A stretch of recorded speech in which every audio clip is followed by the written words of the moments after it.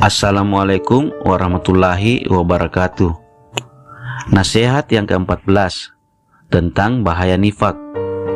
Di madrasah, Syekh Abdul Qadir Al-Jalani rahimakumullah memberikan nasihatnya pada hari Jumat pagi 7 Zulhijjah sebagai berikut. Semoga Allah Subhanahu wa taala mensucikan bumi ini dari orang seperti kamu, wahai orang munafik. Belum cukupkah kemunafikanmu dengan mengumpat dan memfitnah para ulama, para wali, dan orang-orang salih? Engkau telah memakan daging mereka. Engkau beserta kawan-kawanmu yang munafik tidak lama lagi akan dimakan oleh ulat, sehingga lidah dan dagingmu akan disantap sampai habis. Bahkan bumi akan menghimpit dan menjepit dirimu. Tidak akan beruntung orang yang tidak berbaik sangka kepada Allah Subhanahu wa taala, dan tidak akan beruntung orang yang tidak berbaik sangka terhadap hamba-hambanya yang saleh. Sikaplah tawaddu kepada mereka agar engkau beruntung. Hendaknya bersikap tawaddu kepada mereka, karena mereka adalah para pemimpin. Dirimu tidak ada artinya jika dibandingkan dengan mereka. Kunci untuk menyelesaikan dan menuntaskan berbagai permasalahan telah dicerahkan oleh Allah Subhanahu wa taala kepada mereka. Mereka adalah langit yang mencurahkan hujan. Mereka adalah bumi yang menumbuhkan pepohonan. Setiap makhluk adalah rakyat mereka. Mereka laksana gunung yang tegar.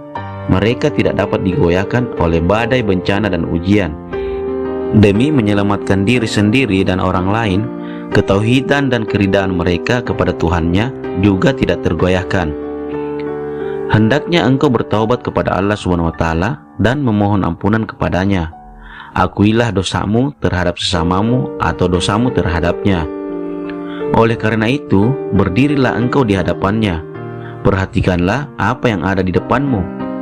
Jika engkau telah menyadarinya, engkau tentu tidak akan berada di tempat itu. Jika dibandingkan dengan mereka, engkau seperti orang banci atau seperti seorang wanita. Engkau hanya menjadi seorang yang pemberani pada saat engkau diperintahkan oleh nafsu, keinginan, dan watakmu. Memenuhi hak-hak Allah Subhanahu wa taala, itulah yang dimaksud keberanian dalam agama. Kata-kata pujangga dan ulama jangan sampai engkau remehkan.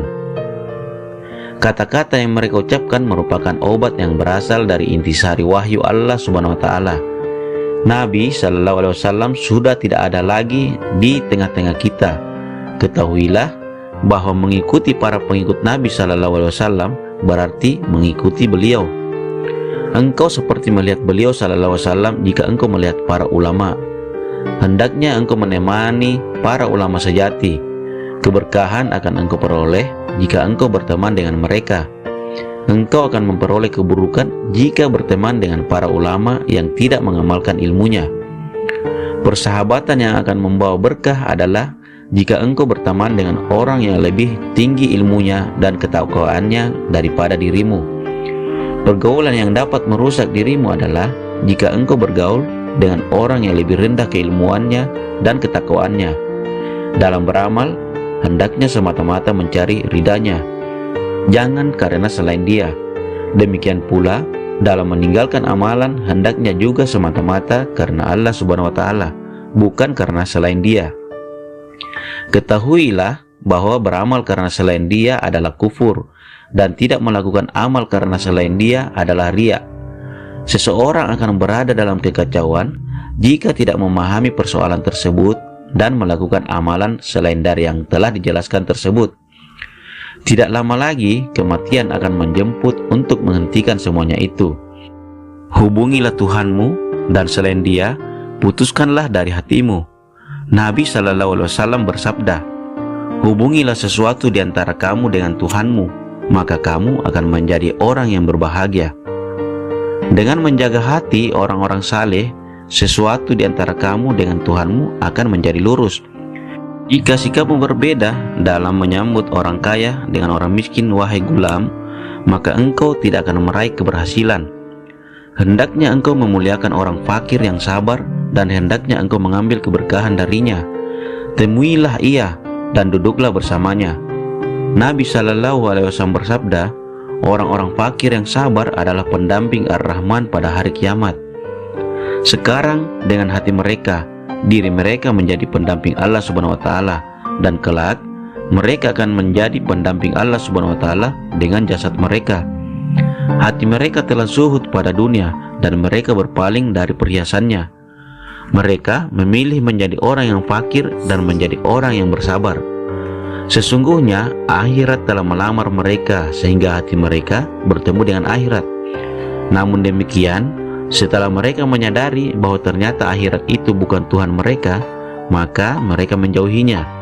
Bahkan mereka lari dari akhirat karena malu kepada Allah Azza wa Jalla. Mereka hanya menginginkan untuk berdekatan dan dengannya. Lalu bagaimana mungkin mereka menyerahkan segala amal baiknya kepada selain Dia? Kemudian dengan sayap kebenaran dan kejujuran, mereka pun terbang kepadanya. Sang karya mereka diami, mereka tinggalkan untuk terbang kepada penciptanya, sehingga mereka menjadi orang dekatnya sebagaimana yang difirmankan olehnya. Dan sesungguhnya mereka pada sisi kami benar-benar termasuk orang pilihan yang paling baik. Quran Surat Sa'ad ayat 47. Demikianlah hati, cinta, dan tujuan mereka, para wali, itu ada di sisi Allah Subhanahu wa taala. Bahkan nurani mereka, dunia dan akhirat, juga ada pada Allah Subhanahu wa taala. Mereka justru tidak akan dilupakan oleh dunia dan akhirat jika keadaannya telah sempurna seperti itu. Bagi mereka, bumi, langit, dan segala isinya itu sangatlah kecil, sehingga hati dan nurani mereka fana dari selain Dia. Supaya takdir tidak berubah, jika mereka mempunyai bagian di dunia, bagian itu akan dikembalikan kepada umat manusia guna mengambil bagian mereka.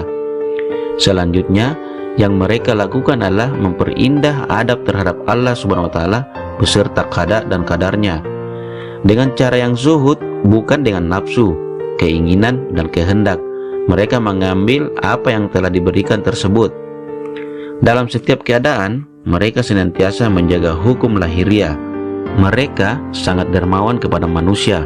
Sedikit pun tidak ada makhluk di hatinya, meskipun sekecil zarrah, sehingga hati mereka sangat dekat dengan Al-Haq Azza wa Jalla. Engkau tidak akan sampai akhirat selagi hatimu masih beserta dunia, dan engkau tidak akan sampai kepada Al-Maula selagi hatimu masih bersama akhirat. Jangan bodoh, tetapi jadilah engkau orang yang berakal. Jangan sampai engkau termasuk orang yang disesatkan Allah Subhanahu wa taala. Salah satu cara berhubungan dengan Allah Subhanahu wa taala adalah menyambung silaturahim dengan orang-orang miskin dengan mengeluarkan sebagian dari hartamu. Ketahuilah bahwa hakikat sedekah adalah bermuamalah dengan Allah Subhanahu wa taala, Zat yang Maha Kaya lagi pemurah. Tentu saja tidak akan rugi orang yang bergaul dengan Zat yang Maha Kaya. Jika engkau berinfak karena Allah Subhanahu wa taala, meski hanya sekecil zarrah, Dia akan memberimu pahala sebesar gunung. Jika engkau berinfak meski hanya setetes, Dia akan memberimu pahala sebanyak air di lautan. Pahala itu akan diberikan oleh Allah Subhanahu wa taala kepadamu di dunia maupun di akhirat.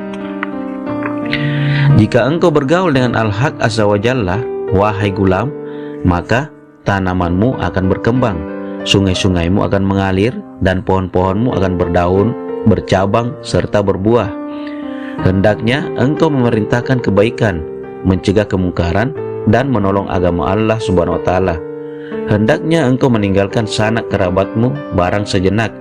Orang yang akrab dalam kebaikan, ia akan tetap dalam keadaan akrab ketika sepi dan ramai, ketika suka maupun duka, bahkan ketika sulit maupun makmur. Hendaknya engkau mencari keperluanmu dari Al-Haq Azza wa Jalla, jangan dari makhluknya. Kalaupun terpaksa dari makhluk, hendaknya hatimu tetap bergantung pada Al-Khaliq agar Dia mengilhamkan kepadamu kemana harus mencarinya. Jika engkau tidak diberi maupun memberi, mereka tidak merisaukannya. Mereka benar-benar meyakini bahwa rezeki itu telah ditentukan kadarnya dan ditentukan waktunya, sehingga mereka tidak mencarinya. Pilihan mereka adalah tinggal di pintu Tuhannya. Mereka adalah orang-orang yang merasa kaya dari segala sesuatu yang berasal dari karunia Allah Subhanahu wa taala, dan mereka adalah orang-orang yang dekat dengan ilmunya. Jika yang demikian itu telah sempurna pada diri mereka, manusia menjadikan mereka sebagai kiblat dan penasehat untuk memasuki kerajaannya. Manusia mereka tuntun untuk mendekat kepadanya, dan mereka mengusahakan pernyataan ridah kepadanya. Hamba-hamba Allah yang bersungguh-sungguh dalam beribadah tidak meminta dunia maupun akhirat kepadanya. Demikian kata salah seorang wali. Mereka hanya memohon sesuatu kepada Allah, bukan kepada yang lainnya. Ya Allah, berikanlah petunjuk kepada semua manusia menuju pintumu. Inilah yang selalu menjadi permintaanku. Sesungguhnya urusan ini mutlak berada di tanganmu. Inilah doa umum yang sangat besar pahalanya. Terhadap manusia, Allah Subhanahu wa Ta'ala berbuat sesuai dengan kehendaknya. Jika hati seorang hambanya telah sehat, hati itu akan diliputi kasih sayang terhadap sesama makhluknya. Salah seorang wali juga berkata, hanya orang-orang siddiq yang melakukan banyak kebaikan sekaligus meninggalkan dosa. Semua dosa besar maupun kecil ditinggalkan oleh orang-orang siddiq. Kemudian dengan meninggalkan syahwat akan muncul sifat waraknya. Kemudian mereka meninggalkan sesuatu yang mubah dan mencari sesuatu yang benar-benar halal. Dalam sebagian besar waktunya, orang-orang menggunakannya siang dan malam untuk beribadah kepada Allah Subhanahu wa Ta'ala. Mereka telah menguatkan hubungan dengan Allah Subhanahu wa Ta'ala dan memutuskan hubungan dengan makhluk. Mereka juga telah memutuskan sebab-sebab kebinasaannya. Mereka memperoleh rezeki dari arah yang tidak terduga. Mereka diberi sesuatu lalu diperintahkan untuk mengambilnya, karena mereka telah bersabar dan melenyapkan keinginan yang ada di hatinya, maka segala sesuatu akan dimurnikan untuknya. Mereka adalah orang-orang yang sabar, dan inilah contoh kesabaran mereka. Setiap saat dan keadaan mereka berdoa, akan tetapi doa mereka tidak dikabulkan. Mereka meminta tetapi tidak diberi. Mereka menderita penyakit yang semakin parah, lalu memohon pertolongan, namun tidak juga mendapatkan pertolongan. Mereka telah bertakwa, namun tidak melihat jalan keluar. Mereka telah menauhidkan Allah Subhanahu wa Ta'ala dan ikhlas dalam beramal, namun tidak merasakan kedekatan dengannya. Seakan-akan mereka bukan orang mukmin dan bukan orang bertauhid.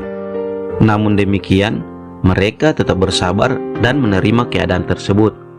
Ketahuilah bahwa sesungguhnya kesabaran mereka itu menjadi obat bagi hati mereka karena kebersihan dan kekuatannya. Setelah mengalami ujian, kebaikan pasti akan datang kepadanya. Ujian itu semata-mata untuk membuktikan diri mereka apakah mereka mukmin atau munafik, muwahhid atau musyrik, ikhlas atau riya, pemberani atau penakut, teguh atau sabar. Ujian itu juga untuk membuktikan bahwa mereka orang yang benar atau pendusta, penyayang atau pemarah, pengikut setia atau ahli bid'ah. Inilah kata-kata seorang wali yang hendaknya didengarkan. Jadilah engkau di dunia seperti orang yang mengobati luka dan menahan pedihnya pengaruh obat, karena ia benar-benar ingin sembuh.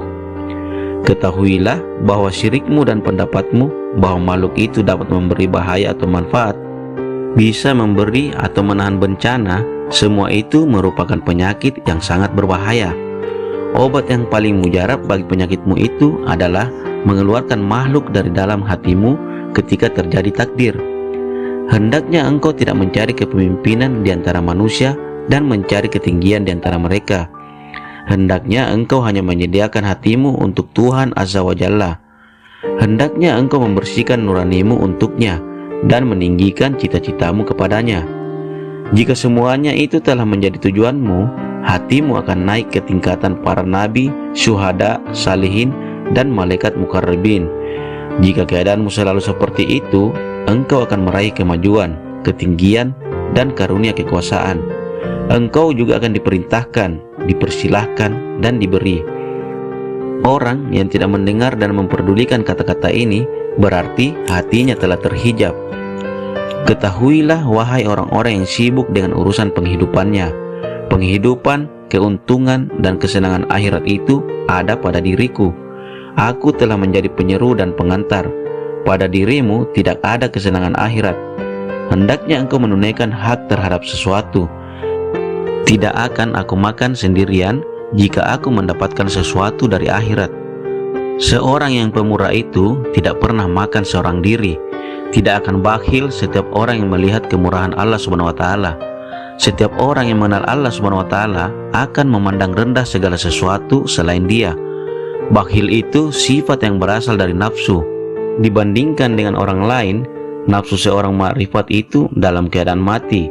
Setidaknya nafsu seorang makrifat telah tunduk dan patuh kepada janji Allah Subhanahu wa taala serta takut terhadap ancamannya. Berilah kami sesuatu ya Allah, sebagaimana Engkau telah memberikannya kepada para wali itu. Karuniakanlah kepada kami kebaikan di dunia dan di akhirat, dan peliharalah kami dari azab api neraka. Demikianlah nasihat yang ke-14 dari Syekh Abdul Qadir Al-Jalani. Semoga bermanfaat. Assalamualaikum warahmatullahi wabarakatuh.